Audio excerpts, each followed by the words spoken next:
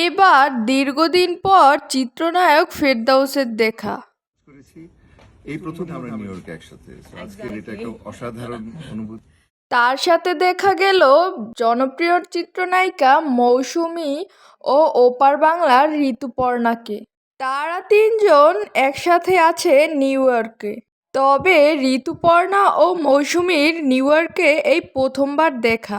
ফেরদাউস জানালেন তারা নাকি একটি ছবি করেছে, আবার মৌসুমীর নাকি ইচ্ছে ছিল তিনজন একসাথে আসার।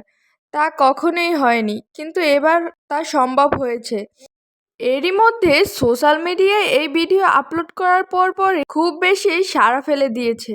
নেটিজনরা বলাবলি করছেন ফেরদাউস নাকি নিউ ইয়র্কে পালিয়ে গিয়েছে, এবার দেশে আসলে তাকে মজা বুঝাবে। শেখ হাসিনা পালানোর পরই ফেরদাউসের আর কোনো দেখা মেলেনি বাংলাদেশে।